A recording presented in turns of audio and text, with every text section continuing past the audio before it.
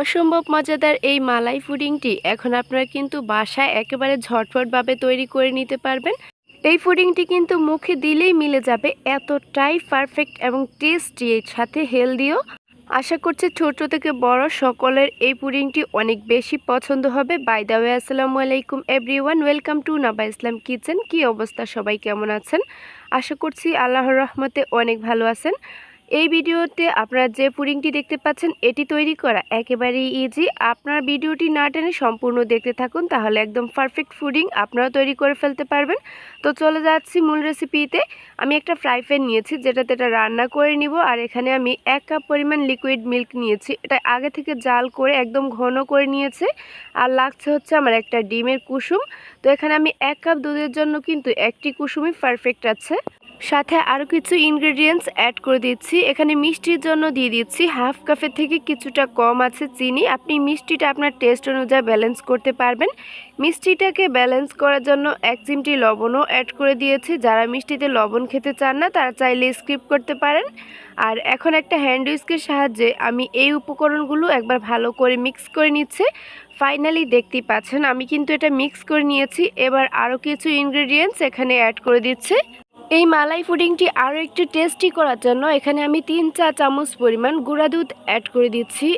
আপনারা চাইলে এখানে 1 টেবিল চামচ পরিমাণ কিংবা 1.5 টেবিল চামচ পরিমাণ গুঁড়া দুধ অ্যাড করতে পারেন। সাথে অ্যাড করে দিচ্ছি 3 চা চামচ পরিমাণ কর্নফ্লাওয়ার। অবশ্যই কিন্তু এখানে কর্নফ্লাওয়ারটাই ইউজ করতে হবে।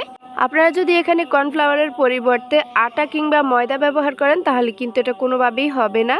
অবশ্যই এখানে কর্নফ্লাওয়ার ইউজ করতে হবে। এখন আবারও হ্যান্ড উইস্কের সাহায্যে কিন্তু ভালো করে এটা মিক্স করে নিয়েছে, একদম লাম্পস ফ্রি করে নিতে হবে। এরপর কিন্তু চলে এসেছি সরাসরি কিচেনে। আমি কিন্তু চুলাটা অন করে দিয়েছি অলরেডি।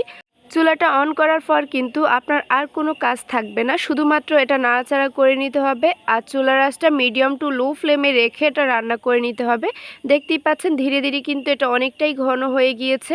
আর এই অবস্থাতে কিন্তু চুলার আঁচটা লো ফ্লেমে থাকবে এবং নাড়াচাড়া কোনোভাবেই বন্ধ করা যাবে না। যদি নাড়াচাড়া বন্ধ করে দেন তাইলে কিন্তু আপনার ফ্রাই প্যানের তলানিতে এটা লেগে যেতে পারে। অবশ্যই কিন্তু এই স্টেপটি মোস্ট ইম্পর্ট্যান্ট। আপনারা ভিডিওতে খেয়াল করেছেন নিশ্চয়ই আমি কিন্তু একাধারা নাড়াচাড়া করে যাচ্ছি, আর একটু পরপর কিন্তু এটা আমি দেখছি এটার ঘনত্বটা কেমন আছে। এই স্টেপটি কিন্তু মোস্ট ইম্পর্ট্যান্ট। অবশ্যই এগুলো ভালো করে খেয়াল করবেন, তাহলেই কিন্তু আপনার এই মালাই পুডিংটি একেবারেই পারফেক্ট হবে। আপনারা খেয়াল করেছেন নিশ্চয়ই এই পুডিংটি তৈরি করতে কিন্তু বাড়তি কোনো জিনিসপত্রের ঝামেলা নাই। একেবারেই কিন্তু হাতের কাছে থাকা কয়েকটা উপকরণ দিয়ে আপনারা এটা তৈরি করে নিতে পারবেন। ফাইনালি কিন্তু ব্যাটারটা তৈরি হয়ে গিয়েছে, ড্রপসগুলো একেবারে ঘন হয়ে গিয়েছে, আপনারা খেয়াল করেছেন নিশ্চয়ই। এবার আগে থেকে একটা বাটি আমি রেডি করে রেখেছি, এখানে আমি এটা জমতে দিব। তো আপনার ভিডিওতে খেয়াল করেছেন নিশ্চয়ই আমি কিন্তু গরম গরম থাকা অবস্থায় এটা অন্য একটা ডিশে ট্রান্সফার করে নিচ্ছি। এই কাজটি কিন্তু গরম গরম থাকা অবস্থায় করতে হবে। আর কয়েকবার আমি এটা ট্যাপ করে নিচ্ছি যাতে কোনো রকম লাম্পস না থাকে। একেবারে এটা আমি রেখে দিব নর্মাল ফ্রিজে। গরম থাকা অবস্থায় কিন্তু এটা ফ্রোজেন করবেন না, ঠান্ডা হওয়ার পরেই কিন্তু এটা ফ্রোজেন করবেন। তারপর দেখতেই পাচ্ছেন আমি মোটামুটি 2 থেকে আড়াই ঘন্টা পর ফিরে আসলাম। আপনারা চাইলে এটা ডিপ ফ্রিজও রাখতে পারেন, কোনো সমস্যা নেই। তো এখন আমি একটা নাইফের সাহায্যে কিন্তু এগুলো আমার পছন্দ মতো করে শেপ দিয়ে নিচ্ছি। আপনারা চাইলে আপনাদের পছন্দ মতো এগুলো কাট করে নিতে পারেন। আর ফাইনালি দেখতেই পাচ্ছেন আমি কিন্তু এটা একটু মোল্ড আউট করে নিচ্ছি। আর এটা কতটা পারফেক্ট হয়েছে আশা করি আপনারা দেখেই বুঝতে পারতেছেন। এটা টেস্ট নিয়ে কোনো রকম কম্প্রোমাইজ হবে না, আপনার বাসায় ট্রাই করলেই বুঝতে পারবেন এই মালাই পুডিংটি কতটা পারফেক্ট।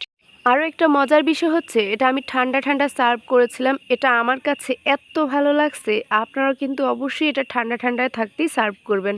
ভিডিওটি ভালো লাগলে অবশ্যই বেশি বেশি করে শেয়ার করে দিবেন। আল্লাহ হাফেজ।